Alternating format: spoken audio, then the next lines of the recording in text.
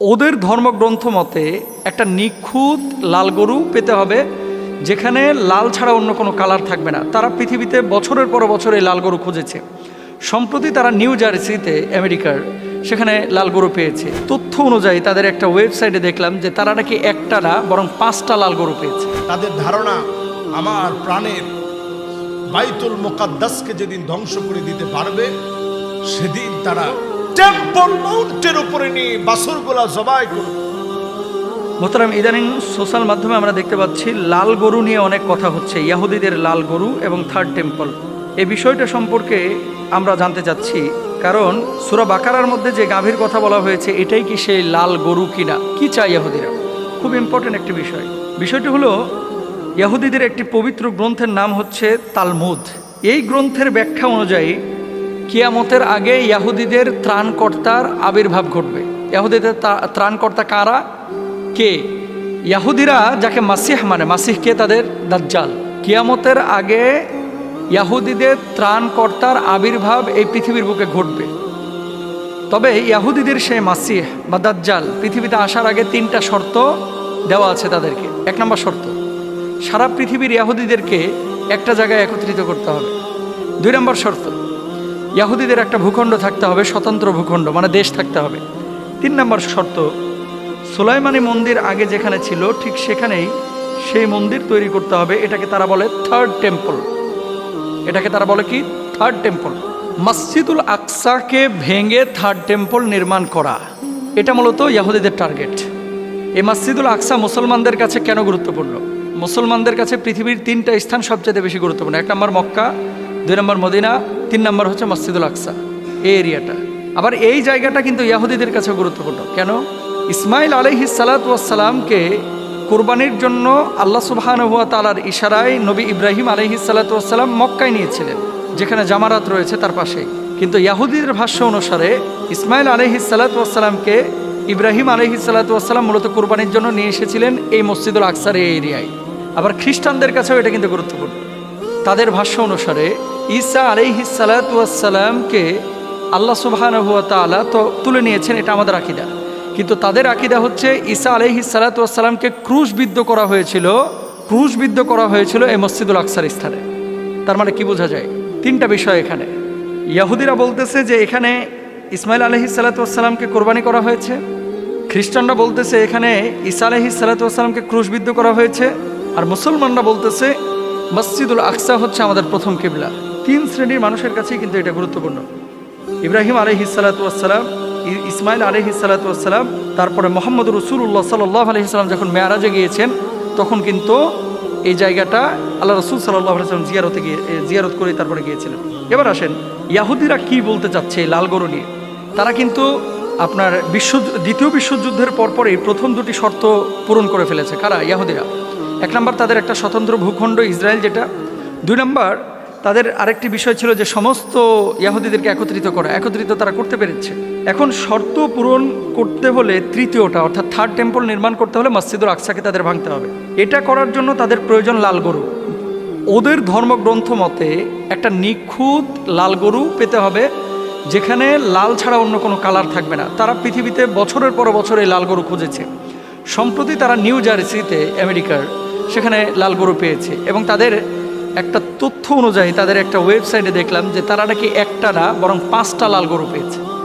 তো তাদের ধর্মীয় গ্রন্থ অনুসারে মাসিহ বা তাদের যে দাজ্জাল, তাদের যে ত্রাণকর্তা আসবে, আসার আগে লাল গরু জবাই করে লাল গরুর রক্ত, লাল গরুর চামড়া, গোশত এগুলোকে আগুনে পোড়াইতে হবে। আগুনে পোড়ানোর পরে এটার ছাই তৈরি করতে হবে। ছাই তৈরি করে এই ছাইটাকে তাদের শরীরে মাখতে হবে। কারণ এখনকার ইহুদিরা সবাই বিশ্বাস করে তারা অপবিত্র।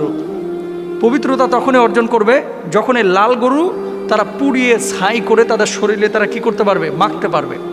তো এখন এতদিন পর্যন্ত তারা এই নিখুঁত লাল গরু খুঁজেছে, কিন্তু লাল গরু পায় না। এখন তারা নাকি লাল গরু পেয়েছে। এই লাল গরু পেয়েছে এই জন্য তারা খুবই অল্প সময়ের মধ্যে এই লাল গরুকে তারা আগুনে পোড়াবে এবং এটা শরীরের মধ্যে মাখবে।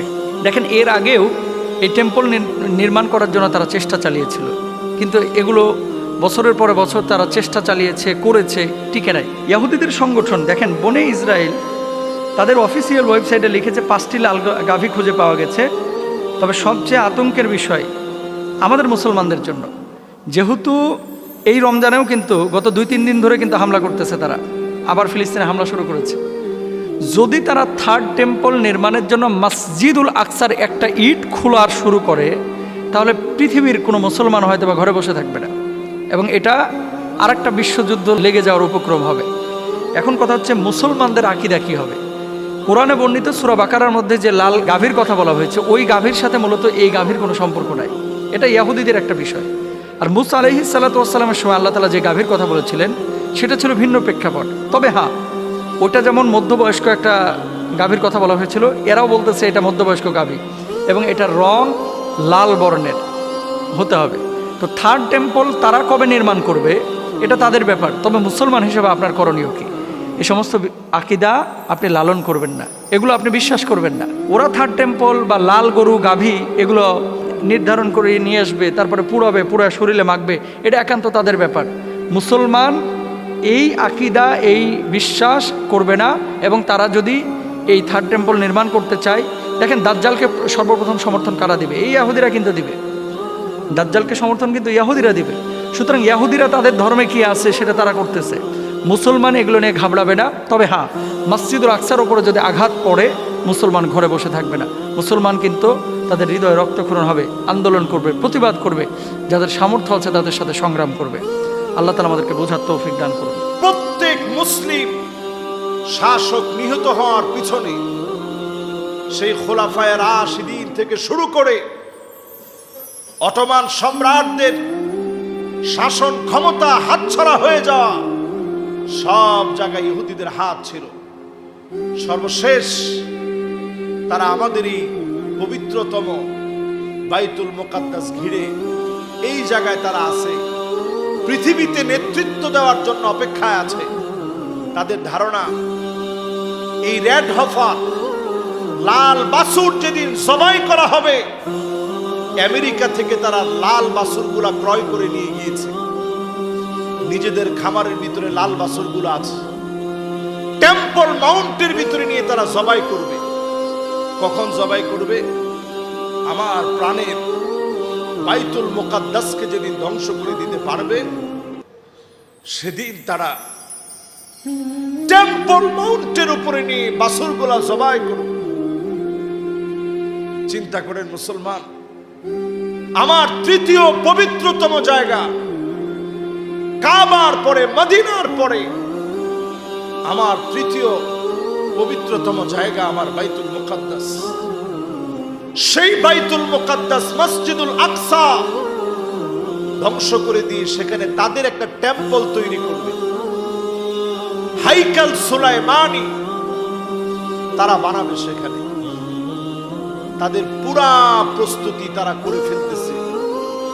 তারা চেয়েছিল সুড়ঙ্গ পথে এসে বাইতুল মুকাদ্দাসকে কৃত্রিম ভাবে সংকট তৈরি করে ধ্বংস করে দিবে, কিন্তু তারা দেখেছে এই সুড়ঙ্গ পথের জ্ঞান মুসলিম নায়কদেরকে, রণতুর্যবাদক আল্লাহর গোলাম হামাসের সৈনিকদেরকে আল্লাহ দান করে দিয়েছেন। জোরে বলেন আল্লাহু আকবার।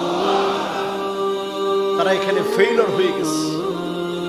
এখন তাদের চিন্তা, বোম্পিং করে যদি শেষ করতে হয়, তারা জানে সারা দুনিয়া যেভাবে বয়কট করেছে, যদি বোম্পিং করে আমার বাইতুল মুকাদ্দাসকে তারা ধ্বংস করে, সারা দুনিয়া তাদের ব্যাপারে ক্ষেপে উঠবে। একটা ছোট্ট মুসলমানের সন্তান এটা তার কলিজায় বরদাস্ত করবে না। আমার ছোট বাচ্চা সারা দিন সে ফিলিস্তিনের পতাকা আঁকে, সময় পাইলেই বলে যে আল্লাহ তুমি ফিলিস্তিনের বিজয় দাও। প্রতিদিন কয়বার যে সে বলে আব্বা আমি ফিলিস্তিনের জন্য চলে যাব। মাত্র 6.5 বছরের বাচ্চা। চিন্তা করেন এই ছোট বাচ্চাদের মনে আজ ফিলিস্তিনের জন্য যে প্রবল আগ্রহ তৈরি হয়েছে, এটা ইসরায়েলের হায়নারা বোঝে মুসলমান কোনোদিন তাদেরকে ছেড়ে দিবে না। এজন্য তাদের নতুন একটা প্ল্যান হচ্ছে, যেমনি হোক এই রেড হফার তো জবাই করা লাগবে। জবাই করার আগে এই বাইতুল মুকাদ্দাস তো ভাঙতে হবে। কেমনে ভাঙবে? তাদের প্ল্যান হচ্ছে কৃত্রিম ভাবে একটা ভূমিকম্প তৈরি করবে। এই কৃত্রিম ভাবে ভূমিকম্প তৈরি করে টেকটনিক প্লেটগুলোকে নাড়িয়ে দিয়ে একটা কৃত্রিম ভূমিকম্প তৈরি করবে।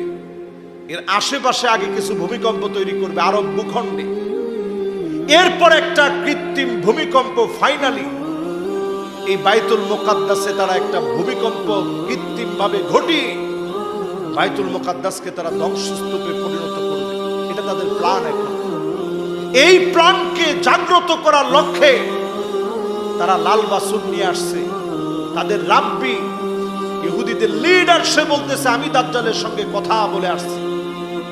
এই অবস্থায় আমাদের মুসলমানদের কাজ হচ্ছে শুধু ঘুমায় থাকা, নাকি বলেন? এই যে কথাগুলা বললাম এগুলো সব ইহুদিদের প্রস্তুতি। আর আমরা মুসলমানরা এখনো আছি হিন্দুদের রং মেখে ডং সাজার সংস্কৃতিতে। আমরা বলতেছি মহা উৎসবের মধ্যে আমরা আছি। আহারে মুসলমান, ও আমার মুসলমানেরা শোনো, একটু বিবেককে নাড়া দিয়ে চিন্তা করেন। আজ ফিলিস্তিনের যে অবস্থা হয়েছে, আমার বাংলাদেশের দিকে তাকায় দেখেন, বদ্বীপের মতো একটা ছোট্ট দেশ, চারদিকে সব মুসলমান। আরে কথা কয় না, সব মুসলিম দিয়ে ভরা। ফিলিস্তিনের মুসলমানদের যে কোরবানি, ৭৪ বছরের যে কোরবানি, এক বছর টিকে থাকা আমাদের পক্ষে সম্ভব?